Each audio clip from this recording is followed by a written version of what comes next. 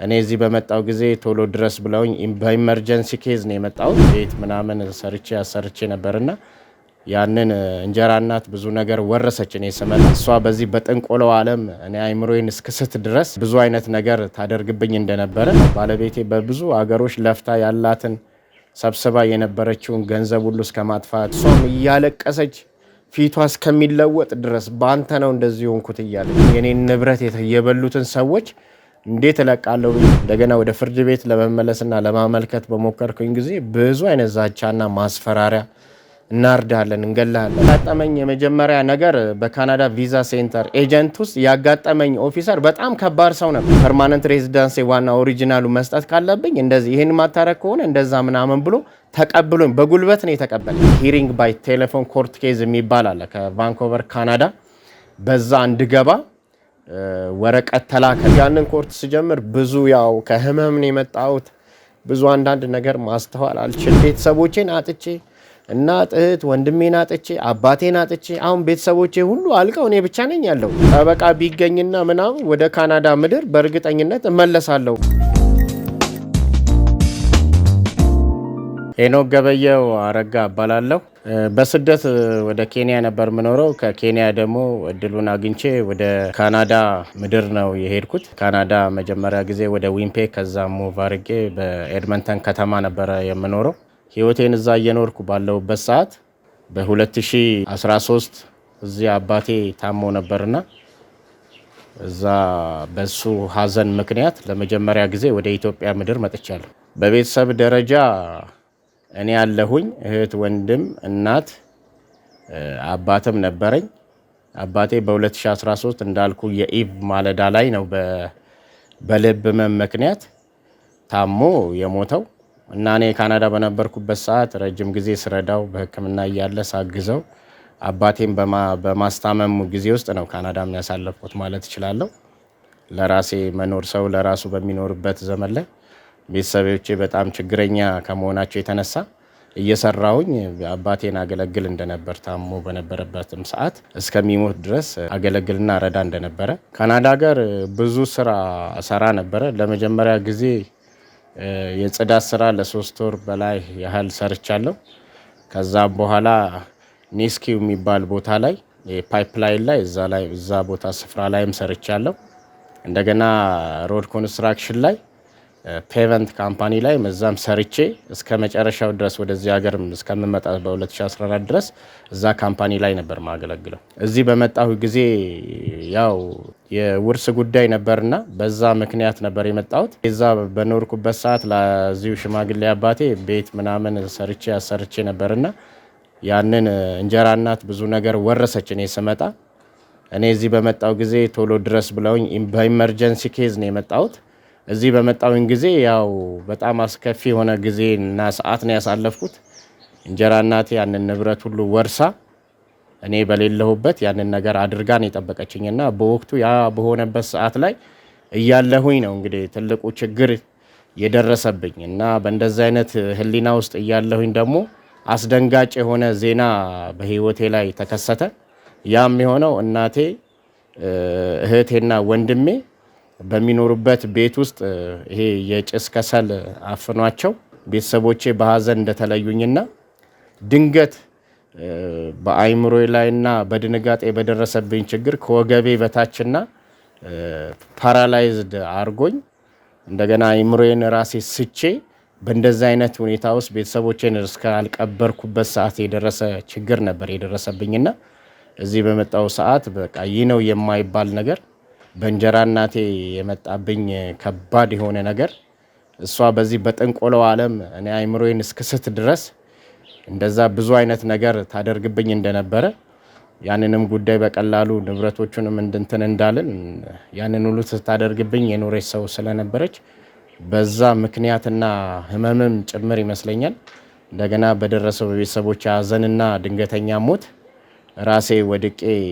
በሽተኛ ሆኜ ለ3 ዓመት ያህል በህመም ውስጥ ነበርኩኝ። የመጀመሪያ ጊዜ መጥቼ የሄድኩት ጊዜ ያው በአባቴ ሀዘን ነበር፣ ሁሉ ነገር ሰላም ነበርና በሁለተኛው ራውንድ ላይ በመጣው ጊዜ በጣም እኔም አንደኛ ሽማግሌም ነበር አባቴ በሀዘን የነበረውን ንብረትን ምንትን ለማለትም እድል ፋንታም በወቅቱ አላገኘው መምጣት አልቻልኩም ነበርና መምጣት ፈጥኜም አልቻልኩትና ንብረቱን ላለማግኘት ያልቻልኩት እዛ ካናዳ ምድር ላይ በፐርማነንት ሬዚዳንስ ወይም ፒአር በሚባል ስታተስ ውስጥ ነበረ የምኖረውና በዛ በምኖርበት ስታተስ ውስጥ እኔ ካናዳ ከገባው ሰዓት ጀምሮ ሰዎች ይማራሉ አንዳንድ ነገር እንደዚህ አንዳንድ ስለ ሀገሩ ብዙ ነገር ዕውቀት እንዲያገኙ ሰዎች ወደ ትምህርት ዓለም ሲሄዱ አያለው። ነገር ግን እኔ በደረሰብኝ የቤተሰብ ችግር ምክንያት ወደ ትምህርቱም ዓለም ሳይሆን ወደ ስራው ቀጥታ ወደ ስራው ዓለም ውስጥ ነበር የገባሁትና ምንም አይነት በዛ የሚካሄዱ ነገሮችን የማወቅ እድል ፋንታም አላገኘውም። በስራ በመጠመድ ነበር ህይወቴን የማሳልፈው። ለምን እዚህ ቤተሰቦቼ ችግረኛ ስለነበሩ ማለት ነው። ባለቤቴ በአጋጣሚ እዚህ ሀገር በመጣው ጊዜ ነው በ2013 ለመጀመሪያ ጊዜ በመጣሁበት ሰዓት አካባቢ ነበርና ባለቤቴን ያው አባቴን ትረዳና ታግዝ ስለነበረ ከሷ ጋር የጋብቻ ስነ ስርዓት ውል አድርገን ይሄ ከሀዘኑ በኋላ ለሀዘን በመጣው ሰዓት ጊዜ ከሷ ጋር ተጋብተን ከዛም ነው ወደ ካናዳ ተመልሼ ሄጄ ነበር በ2013 ማለት ነው። እና እሷ ያው በሷ ባትኖር ኖሮ በጣም ለኔ ከባድ ነበር ይሄ ሀገር ማለት የነበርኩበት ችግር ውስጥ እንደዚህ አይነት ነገር ሆኜ መኖር በሚከብድበት ዓለም ላይ ያላች ሰው በጣም አስከፊ ሁኔታ ሲደርስበት በጎኑ ያቺ ባለቤቴ ባትኖር ከባድ ነበር ለኔ ብዬ አስባለሁ። ማለት እኔ ከሰውነቴ በላይ ሽባ ሆኜ ራሴን ስቼ ነበረ። እሷ በቃ ሰዎችን እያማከረች በቃ እንደዚህ አይነት ነገሮች አሉ፣ የፔንቴኮስታል ቸርች አለ፣ እዛ ብታጸልይ ወስደሽ ይሄ ሰውዬ ይድንልሻል በሚሏት እንደዚህ አይነት ምክር ሰምታ ነበር ወደዛ ቤተክርስቲያን የወሰደችኝ ያልኩ ይሄ ዲቫይን ፓወር አፖስቶሊክ ቤተክርስቲያን የሚባል ቦታ ላይ እዛ ለብዙ ጊዜ ያለ 3 ዓመት ያህል ሲጸለይልኝ በየሰዓቱ እየሄድኩኝ በእንደዛ አይነት ነገር በየፕሮግራሞቹ እየታደመች ባለቤቴ ለፍታ ራሴ ወደ ቀድሞ ነገር እስከምመለስ ድረስ ብዙ ነገር ረድታኛለች። በብዙ አገሮች ለፍታ ያላትን ሰብስባ የነበረችውን ገንዘብ ሁሉ እስከ ማጥፋት ባንኮክ ወስዳ ይሄ ካልቸራል ማሳጅ ሁሉ አስደርጋኛለች። እንደዚህ ዱባይም እንደዚህ እና ካልቸራል ማሳጅ ሰርቪስ ነበር የወሰድኩትና ያ ነገር ለህይወቴ እሷ በቃ ይሆናል ብላ ያሰበችው ማለት እኔ ያው ምንም ስለማላቅ ራሴን ስቼም ስለነበረ እሷ ነበረች እኔን ወደዛና ወደዚህ የምታደርገኝ እና ከዛ ምክንያት ጀምሮ ነው እንግዲህ እኔ አሁን በእንደዚህ አይነት ሁኔታ ውስጥ እያለሁኝ ለመመለስና ድኜ በ2017 ከዛ በኋላ ድኜ ወደ ቀልቤ ስመለስ ፈውሴ በዳንኩ ጊዜና ጤናማ በሆንኩኝ ጊዜ ወደ ካናዳ ወደ ቀደምኩበት ሀገር መመለስ አለብኝ የሚል ነገር እንደ ዳንኩኝ ፕሮሰስ ጀመርኩኝ። የካናዳ ቪዛ ሴንተር ኤጀንት የሚባል አለና እዛ ቦታ ላይ ፕሮሰስ ጀመርኩኝ። ከዛ በኋላ ኤምባሲው ናይሮቢ ኬንያ ነው ያለው። ሃየር ኮሚሽነር ኦፍ ካናዳ ናይሮቢ ኬንያ ውስጥ ነው ያለው። ወደዛ እንዳመለክትና ያለኝን ፕሮሰስ ጀመርኩ ማለት ነው።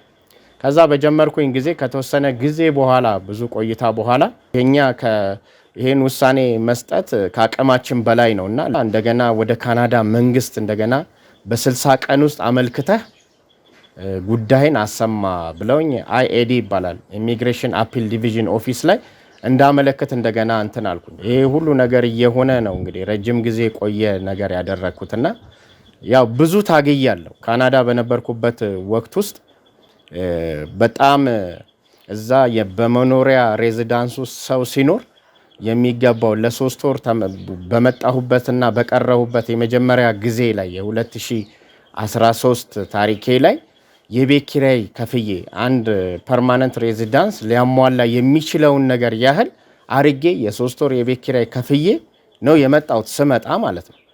ያው ተመልሼም ሄጃለሁ። በሁለተኛውም ዙር መጥቼ በዚሁ በፒአር እና በፓስፖርቴን የመጣሁት በአባቴ ሞት ምክንያት ለመመለስ ወዲያው ፈልጌ ሰዎችን ሳማክር በፓስፖርትና በእንትን መሄድ ትችላለህ ብለውኝ እንደዚህ አይነት ነገር ሲነግሩኝ እኔም በቃ ከሰዎች ሰምቼ ከግንዛቤ ማነስ ሊሆን ይችላል ከሰዎች ሰምቼ ያንን የፓስፖርት ፕሮሰስ እዛ በኢትዮጵያ ቆንጽላ እንደጀመርኩኝና ከዛም በኋላ ከ6 ወር በኋላ ነው ያ ፓስፖርት ወደ እጄ መጥቶ ወደ ኢትዮጵያ በ2013 የመጣሁት ፒአርኤን እና ፓስፖርቴን ይዤ ማለት ነው። እና ይሄ ነገር ነው የተከሰተውና ከሰው ሰምቼ ነው ጓደኛዬ ነው ስጠይቅ ማቀው ሰው ስለነበረ ስጠይቅ እኔ ከዚህ በፊት በቀደመው ጊዜ በፓስፖርት ሄጃለሁ በዚህ ነገርና ፒአርህን አሳይተ መሄድ ትችላለህ ሲለኝ ልክ ፓስፖርቴን እንዳገኘሁኝ ወዲያው በዛ አይነት መንገድ ተመልሼ ወደዚህ ሀገር ወደ ኢትዮጵያ መጣሁ። እኔ አንድ ነገር ማስተላለፍ የምፈልገው ነገር አለ። በፒአር ለሚመጡ ሰዎች እንደኔም አይነት መንገድ ወጣችሁ የገባችሁ ሰዎች ልትኖሩ ትችላላችሁ። በዚህ ምክንያት ደግሞ እኔ መጥቼ የኔ አይነት ችግር ደግሞ ያጋጠመው ሰው ላይኖርም ይችላል ሊኖርም ይችላል። ነገር ግን ይሄ የኔ ነገር በካናዳ ምድር ውስጥ ለምትኖሩ ሰዎች መልእክት ማስተላለፍ ፈልጋለሁ እና በዚህ በፒአር ሰው ወጥቶ እንዳይሄድ እንደኔ አይነት ደግሞ ችግር መጥቶ እንዳያጋጥመው እዛ የ5 ዓመት ፔሪዱን ጨርሶ ፓስፖርቱን ይዞ እንዲመጣ እኔ የደረሰብኝ ችግር እንዳይደርስበት ሰው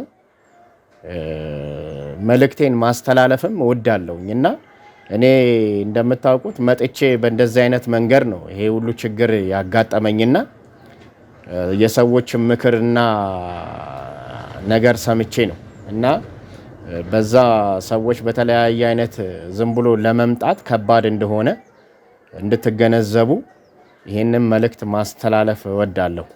አዎ በጣም ይገርማል። መጀመሪያ ጊዜ ይሄንን ነገር ሁሉ ለማመልከት ስዘጋጅ በቃ ወደ አይምሮዬ ስመለስና ወደ ጤንነት ስመለስ ወዲያው የወሰንኩት ወደ ካናዳ መመለስ ነበርና ያው ባለቤቴ ይሄንን አይነት መንገድ ስለማታቅ ያው ካናዳ ሀገር ሄዶ ሰው ሲታመም መንቀሳቀስ የሚችል ሰው ምናምን ሲሆን ሄዶ ይታከማል እና እኔ ግን በወቅቱ ሽባ ስለነበርኩኝ በጣም ከአይምሮዬ ሳትኩኝ ስለነበርኩኝ እና ብዙ ማስረጃዎች አሉኝ። አንዳንድ የፎቶ ማስረጃዎች የሆኑ ነገሮች በቤተክርስቲያን ሲደረግልኝ የነበሩት እንትኖች ነበሩና በእንደዛ አይነት ምክንያት ነው ይሄ አይነት ነገር ሁሉ ያጋጠመውና በደረሰብኝ ነገር በጣም ከባድ ነው። ፕሮሰሱን ለመጀመር ባለቤቴም በቃ እሷም ገንዘቧን ጨርሳለች ብዙ ነገር እንትን ብላለች እና ከእህቶቿ ተበድራ ከዛም ብላ ጠያይቃ ነው ያን ፕሮሰስ እንዲጀምር ያደረገችኝ።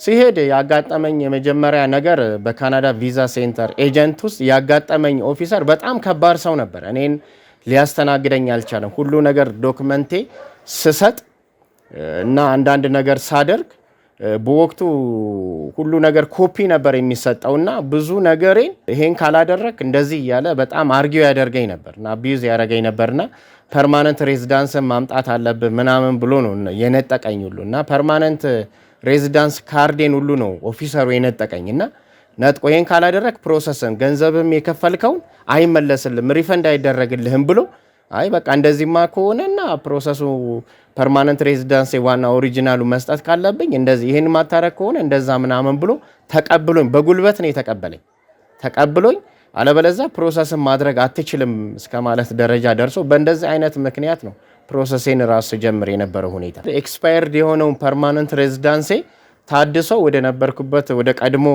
ካናዳ ምድር እንድመለስ ነበር ያንን ማመለከት የነበረውና የነበረኝን ዶክመንት ሁሉ ነው ሰሚት ያደረኩትና በወቅቱ የነበረኝ ነገር ያው የአይምሮዬ ትክክል አለመሆን አንዳንድም ፈጥኖም የሚሄድም ሐሳብ ስለነበረኝ በአንዳንድ ነገሮቼ በየፕሮሰሶቼ ነገር ላይ ሲጻፍና ሲገለጽ የሆነ ሚስ አንደርስታንዲንጎች ነበሩ የቀናቶችና ምናምን ማለት ሂሪንግ ባይ ቴሌፎን ኮርት ኬዝ የሚባል አለ ከቫንኮቨር ካናዳ በዛ እንድገባ ወረቀት ተላከልኝ ማለት ነው እና ያ እድል ከተወሰነ ጊዜ በኋላ ቆይቶ ሂሪንግ ኮርት ደውለው ገባሁኝ ማለት ነው። ከገባው በኋላ የተፈጠረው ነገር ምንድነው? ደወሉልኝ። በወቅቱ ያ ኮርት ያው በስልክ ነው የሚገባው ኖርማል በስልክ እያወራህ በጆሮ ማለት ነው። ያንን ለ2 ሰዓት ያህል ነው ኮርት ኬዝ እንትን የምትለውና በወቅቱ ያው ወረቀቴ ላይ ብዙ ፋይል ልከውልኝ ነበር ከናይሮቢ ኬንያ። በዛ ነገር የነበረኝን ነገር ይሄ አይነት ችግር የነበር የላኩትን ነገር ዶክመንቶችን ሁሉ ወደ 53 ፔጅ የሚሆን የኬዝ ፔፐር ልከውልኝ ነበረ እና በወቅቱ ያንን በነዛ መካከል ሎየር እንዳቀርብ ጠይቀውኝ ነበር እና ከኔ ጋር መነጋገር ሳይሆን እኔን ወክሎ በስልክ የሚያወራ አዎ የኔ ጠበቃ ያስፈልግ ነበርና ጠበቃ በወቅቱ ማድረግ ስላልቻልኩኝ የአቅምም ውስንነት ያው በብዙ አይነት ችግር ውስጥና ፈተና ውስጥ ያለው ምንም ነገር ስለሌለኝ በወቅቱ ይሄንን ሁሉ ነገር ማቅረብ ማልችልበት ነገር ሁሉ ተፈጠረብኝ። በቃ እና ከምልህ በላይ ነው። እንዴት ብቻዬን ነበርኩኝና ያው ባለቤቴ ተከራይታ በምትኖርበት ቤት ውስጥ እያለሽ ነበር ኮርት ኬዝ የገባ ነው እና ከዛ ሎየር ከሌለህማ እንዴት እንደዚህ ይሆናል? ለምንስ እንደዚህ አይነት ነገር ይሆናል አሉ። ያው ሎየሩን ማቅረብ አልቻልኩም በወቅቱና ከዛ 25 እስከ 30 ደቂቃ የሚያክል ጊዜ ቆዩ እንደገና ሰዎቹ የሚጠይቁኝ ማለት ነው። በዛ በስልክ ውስጥ እያወራው ማለት ነው። ከዛ በኋላ ሚስተር አረጋ ከዚህ በኋላ እንዴት ነው የምትሆነው? ሎየር የለህም፣ ራስህ ይሄንን ነገር መወጣት ትችላለህ ወይ ምናምን አሉኝ። ከዛ ኮርቱ በኔ ነገር ተጀመረ ማለት ነው። ያው እንደነገርኳችሁ ያንን ኮርት ስጀምር ብዙ ያው ከህመም ነው የመጣሁት። ብዙ አንዳንድ ነገር ማስተዋል አልችልም ነበርና የነበረኝ ቀናቶችና ምናምን በእንደዚህ አይነት ምክንያት ውስጥ እያለፍኩኝ ነው እንግዲህ ያንን ኢንተርቪው የጨረስኩት እና የቀናቶችን ስናገር አንዳንዴ ስት ነበር ማለት ትክክለኛውን የሆነ የቀናቶችን ነገር አላወራም ነበርና አሁን ነው ይህንን ነገር ስመለከት ዶክመንቶቼ ላይ ያለውን ነገር ስመለከት ነው ትንሽ አንዳንድ ችግር እንዳለው ያየሁትና በወቅቱ በጣም ረጅም ሰዓት ነው ያወራነው። 2 ሰዓት ማለት ቀላል አይደለም እና ኢሚግሬሽን ቦርደር ኦፍ ካናዳ ነበሩ፣ እንደ ጁሪዎች ነበሩ። ኢሚግሬሽን ቦርደር ኦፍ ካናዳ ነበረ። እንደገና ይሄ የቱዶ ሪፕሬዘንታቲቭ ይሄ ሚኒስትሪ ኦፍ ሪፕሬዘንታቲቭ ነበሩ፣ አምነስቲ ኢንተርናሽናሎች ነበሩ፣ ሊጋድ ወርከሮች ነበሩ። ሁሉም በተለያየ አይነት ነገር ነበር የሚጠይቁኝና ያንን ጥያቄ ያው የምችለውንና የተረዳሁትን የነበረብኝና የደረሰብኝን ነገር ሂማኒቴሪያን ኮምፓሽን ሪዝህን ተናገር ብለው ያንን እድል ሰጡኝ ከ30 ደቂቃ በኋላ ማለት ነው። እና በብዙ ድንጋጤና ፍርሃት ውስጥ ነበርኩኝ በወቅቱ። ያው የተረዳሁትና የደረሰብኝን አይነት ነገር ነበር የተናገርኩት እና በእንደዚህ አይነት ነው ያ ሁሉ የኮርቱ ኬዝ ለ2 ሰዓት በጣም ራሴንም በጣም በዛ ጊዜ ጥሩም አልነበርኩም። ራሴ ስልኩ ግሎ በጣም 2 ሰዓት ስልክ ማውራት በጆሮ ማለት ከባድ ነው እና በቃ እንትንስ ጆሮዬ እስከሚግል አይምሮዬ እስከሚግል ድረስ ያንን ነገር ጨረስኩኝ። እንደገና ይሄም ካጨረስኩኝ በኋላ በቃ ጨርሰናል፣ ውሳኔህን በፖስታ ሜል አድሬስ ጠብቃሉኝ። በእንደዛ አይነት ነገር ውስጥ ነው ያለፍኩኝ የነበረውና ይሄ ነው ያለው ነገር። አዎ በጣም ይገርማል። አሁን ባለቤቴና እኔ ወረቀት ስናይ የመጣውበት የቲኬት ወረቀቶች አሉና መጀመሪያም ስመጣም ለሁለተኛም ስመጣም ቲኬቶቼ ላይ ቀኖቹ ነበሩና እነሱ 270 ቀን ነው ካናዳ ውስጥ የተቀመጥከው which means ላይ 2 አመት ብቻ ነው የተቀመጥከው እና እንደዛ አይነት ጊዜ ያህል አልተቀመጥኩም እኔ። ከዛ የሚበልጥ ጊዜ ከ3 አመት በላይ ነው የተቀመጥኩት እዛ ምድር ላይ ማለት ነው። አንድ በፐርማነንት ሬዚዳንስ የሚኖር ሰው የሚያሟላውን ያነት ደረጃ ድረስ ሄጃለሁ። ቀናቶቼ ከ3 አመት በላይ ነው። እነሱ ግን ይህንን ያህል ጊዜ ኖረሃል ብለው የቀን መጣረስ ራሳቸው እና የኔ ፋይል ላይ አሁን ታየዋለህ በዶክመንቶቼ ላይ ያሉ እነዛ ፋይሎች። እዚህም ስመጣ እንዳልኩ ለ3 ወር ያህል የቤት ኪራይን ከፍያለሁ በ2014። እንደገና በ2014 ተመልሼ ደግሞ 13 መጥቼ የቤት ኪራይን 3 ወር ከፍያለሁ።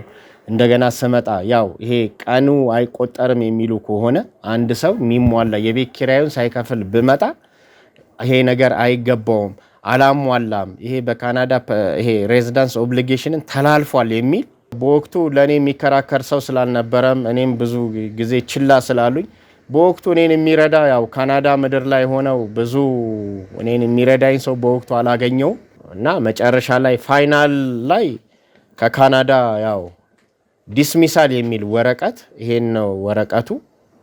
ይሄንን ወረቀት ከካናዳ ላኩልኝ ወደ ካናዳ ምድር እንትን ማለት በቃ ዲሲሽን ፋይናላይዝድ የሆነ ውሳኔ ነው ብለው ይሄንን ውሳኔ ካልኩ ሂሪንግ ኮርት ከገባው በኋላ ይሄንን ደብዳቤ ነው ብዙ ፔጅ ያለው ደብዳቤ ነው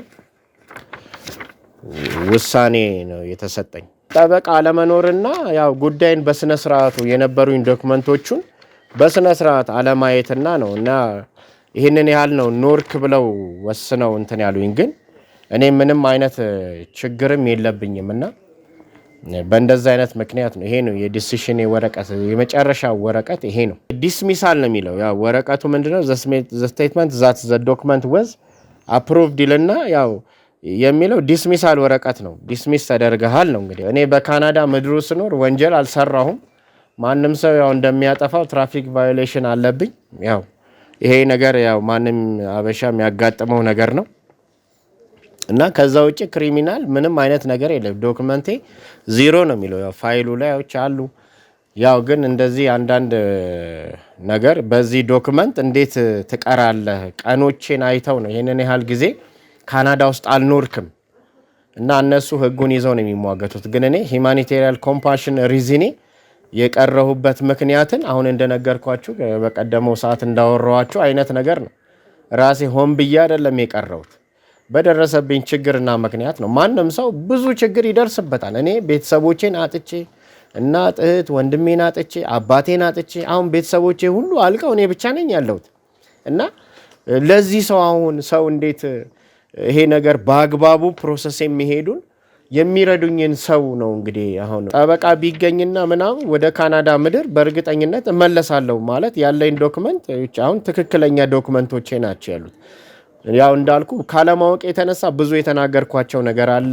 እንደገና ሎየር ካላቀረብክ በጣም ብዙ እንደዛ አይነት ነገር ሲናገሩኝ የነበረኝንና እንትን ያልኩትን ነገር መርሳት፣ የንግግር መጣረስና ምናምን ቀኖቹን ኤግዛክትሊ ያለ መናገር ያ ነገር በሂሪንግ ላይ የነበረ ችግር ይኖራል ብዬ ነው ማስበው። ሌላ ነገር እኔን ካናዳ ያስቀረኛል የምለው አይነት ነገር አይደለም። የነበረኝ ዶክመንት ማለት ሁማኒቴሪያን ኮምፓሽን ሪዝኔን ተናግሬ ያለው የደረሰብኝን ቤተሰቦቼን በሞት አጥቻለሁ። እናት አባቴን እዚህ እኮ በነበርኩበት ሰዓት አልቀበርኩም። እኔ በዛን ሰዓት ራሴን ስቼ ከዚህ በላይ ፓራላይዝድ ሆኜ ነበር፣ ራሴን ስቼ ነበረ እና እንደዚህ አይነት ነገሮች ሁሉ አሉ። በምክንያታዊ 2013 በመጣው ጊዜ የካናዳን ሬዚዳንስ ኦብሊጌሽንን አልተላለፍኩም ማለት ሰው የቤት ኪራይ ከፍዬ ባልመጣ ኖሮ እንደዚህ ነው። እንደገና ስመጣም ደግሞ የስርዓትም ለውጥ ነበረ በሀገራችን ላይ። እኔ በቀደመው ጊዜ በመለስ ዜናዊ ጊዜ ነው የወጣሁት። እኔ በመጣሁበት ሰዓት ደግሞ የነበረው እንትን የጋሽ ኃይለማርያም ጊዜ ነበረ እና እስካሁን እስካለሁበት የአብይም ጊዜ ነበር እና በእንደዚህ በለውጦቹ ጊዜ ውስጥ ነበር የመጣሁት። ያው ሰው ከሀገር ወጥተህ መመለስ አትችልም የሚባለው ነገር ያው እኔ አይመለከተኝም ብዬ አስባለሁ። ማለት የስርዓትም ለውጥ ስለነበረ ስመጣ በጋሽ ኃይለማርያም በፕራይም ሚኒስትር ኃይለማርያም ጊዜ ነው የተመለስኩት። ግን ከሀገሬ ስወጣ ግን በመለስ ዜናዊ ጊዜ ነበር የወጣሁት። በጣም የሚገርም ነገር ነው። እኔ አሁን በእንደዛ አይነት ነገር ውስጥ እንዴት ነው ይህንን ንብረት እንደገና የማስመለስና የመፈለግ ከዳንኩኝ በኋላ ስፈልግ ያው በወቅቱ እሷ በህግ ቦታ ነው የምታስወስነውና አስወስና የነበረችበትን ነገር እንደገና ለማንቀሳቀስ ስፈልግ ሊያስገድሉኝ ሁሉ ነበረ። በቃ እንደዚህ አይነት ነገር እሷ ያው ያንን ሁሉ ብዙ ቤትና ብዙ ንብረት ነው የአባቴም የራሴን የምለውንም ንብረት እና እንደዚህ አብሮ ወስነው ይሄንን የኔን ንብረት የበሉትን ሰዎች እንዴት እለቃለሁ ብዬ እንደገና ስመለስ በማስፈራሪያ ነው በቃ እንገላሃለን፣ ያው መታቀው የቄሮ ምናምን የሚባሉ ነበር። በእንደዛ አይነት ነገር ነው በቃ ትቼ ለምንስ እሞታለሁ በእንደዛ አይነት ነገር በቃ ይቅርብኝ ብዬ ነው በቃ ንብረቴን ሁሉ እስከ ማጣት ደረጃ ደርሼ ያው የደረሰብኝን ማስፈራሪያና ዛቻ ትቼ ስቲል በሰላም እየኖርኩ ያለሁበት ምክንያት ይሄ ነው። ነገሩን የምቀጥል ነገር ቢሆን ራሱ በህይወትም አልኖርም ብዬ አስባለሁ እና ብዙ ማስፈራሪያና ዛቻ እንደገና ወደ ፍርድ ቤት ለመመለስና ለማመልከት በሞከርኩኝ ጊዜ ብዙ አይነት ዛቻና ማስፈራሪያ እናርዳለን፣ እንገላለን ብለውኝ በእንደዚህ አይነት ነገር ማስፈራሪያ ውስጥ አልፌ ነው ያለሁት። በጣም ይገርማል። ያው የምኖርበት ሁኔታ በጣም ያስገርማል። ያው እነሱ በመጀመሪያ ጊዜ ሲጠይቁኝም ኢንተርቪውም ሲያደርግ ከማጋ ነው የምትኖረው ምናምን ብለው ጠይቀውኛል። ያው ከባለቤቴ ጋር ነበር የምኖረውና ያው እኔ በመጣው ጊዜ ታውቃላችሁ ሰው ዛሬ በሽተኛ ከሆነ ማንም ይቀበለው ሰው የለም። ባለቤቴን በጣም ሁሉ አንቺ እንደዚህ አይነት መከራና ስቃይ ውስጥ እንዴት ትገቢያለሽ? ይህ አይነት መከራ እንዴት መጣብሽ ብለዋት ሁሉ ቤተሰቦቿ እንደዛ እያሏት ነው እኔን ተሸክማ እንዴት በሽተኛ ሰው እንደዚህ በቃ ችለሽ ትኖሪያለሽ ተብላ ቤት ተከራይታ እንደዛ ረጅም ጊዜ እስከምድን ድረስ ተስፋ አለመቁረጥ ስትረዳኝ የኖረች ባለቤቴ ናት እና በብዙ አይነት ችግር ውስጥ እና መከራ ውስጥ እሷም እያለቀሰች ፊቷ እስከሚለወጥ ድረስ በአንተ ነው እንደዚህ ሆንኩት እያለች እና እስካሁንም አብረን ያለ ነው። አሁንም በኪራይ ነው ያለ ነው እና በጣም የሚያስጨንቅ ጊዜ ነው ያለ ነው። የምናልፍበት እየበላን እየጠጣን አንዳንዴ ማንበላበት ማንጠጣበት ጊዜ ሁሉ አለ። የቤት ኪራይ በቃ መክፈል እያቃተን የቆየንባቸው ጊዜያቶች ሁሉ አሉ። በአጋጣሚ ነው እንግዲህ በአንዲት ሴት ምክንያት ወርቅነሽ ትባላለች በዊንፔግ የምትኖር እህት እዚሁ ኢትዮጵያ አዲስ አበባ ላይ አግኝቻት እሷ ወደ ካናዳ ምድር እየሄደች ነው የተገናኘ ነውና በሚገርም ሁኔታ እዚህ ሀገር መጥቼ እንደቀየው ስነግራት በጣም አዝና አልቅሳ ኧረ የሆነች እህት አለች ብዙዎችን በሚዲያ ላይ ታቀርባለች እና ሂዲ ኢትዮጵያ ትባላለች እና እችን ሴት ግድ የለህም ብላ እሷን እንዳገኝ ዩቲዩቧን ፌስቡኳን በተለያየ አይነት ምክንያት እሷም እንደዛ እየለፋሽ ለኔም እንደገና ሌላም አንድ ወይንሸት የምትባል በካልጋሪ የምትኖር እንደገና ሙሉ የምትባል በዛው በዊንፔግ የሚኖሩ ሰዎች እሷን ለማግኘት ኪዲ ኢትዮጵያን ለማግኘት በጣም ይጥሩልኝ ነበር እነዚህ ሰዎች እና ያው መቼም ይሄ የእግዚአብሔር ጊዜ ሆኖ ነው ያንን ያህል አመት ለፍቼ ምንም ሳልሆን ጉዳዬንና ጩኸቴን ማሰማት የማልችልበት ጊዜ እዚህ ሀገር መጥቼ የቀረውበት ምክንያት ያው ሰዎች አይተው እንዲረዱኝ ነው። ያው ሁላችሁም ይሄንን እኔ የመጣሁበት መንገድ ቀምሳችኋል። መቼም ታውቃላችሁ የስደት ኑሮ አንድ ትንሽ ነገር ስናገኝ ቶሎ ወደ ቤተሰቦቻችን ምናምን የምንለው ነገር አለ።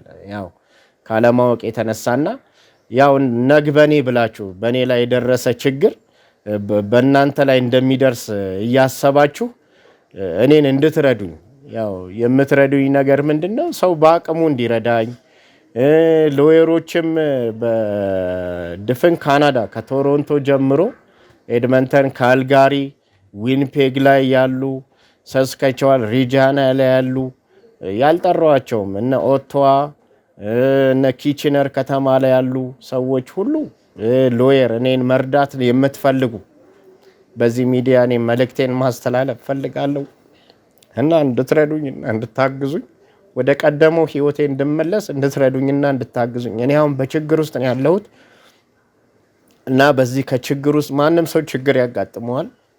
ያው ሁላችሁም ያው ነገ በእኔ ይደርሳል። ብዙ ችግር እኔ የደረሰብኝ በፐርማነንት ሬዚዳንስ ወጥቼ ነው የቀረሁትና ታምሜም ሞቼም የተነሳው ሰው ነኝና እና እንድትረዱኝ ነው የምጠይቃችሁና ምናምናችሁና ሰው የተማረው በትምህርቱ እንዲረዳኝ በፋይናንስም የምትችሉ ከሆነ በፋይናንስም እንድትረዱኝ በየትኛውም ነገር እንድታግዙኝ ስል መልእክቴን ማስተላለፍ እፈልጋለሁ እና ይሄው ነው። ሎየሮችም እባካችሁ ይሄንን ኬዜን ያው መድረስ ያለበት ድረስ ላይ እኔ አሁን እዚህ ኢትዮጵያ ነው ያለሁት። አቅም የለኝም፣ ስራ የለኝም፣ በቤት ኪራይ ነው የምኖረው እና ያው ሎየሮች እንድታግዙኝ ይሄን ችግር ሰምታችሁ ችላ እንዳትሉ በየትኛውም ኮሚኒቲ ሜምበር ውስጥ የምትገኙ እንድታግዙኝ ነው በቃ መልእክቴን ማስተላልፈው።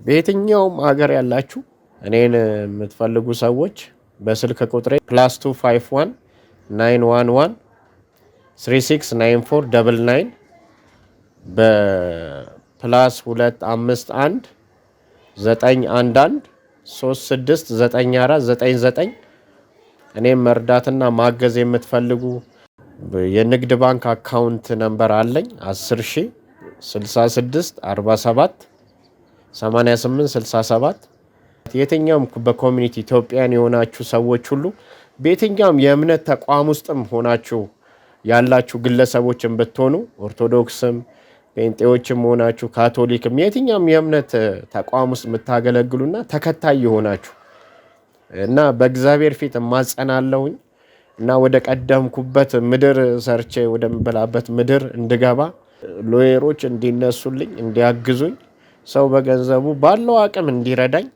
ይህንን ነው መልእክት ማስተላለፍ የምወደው።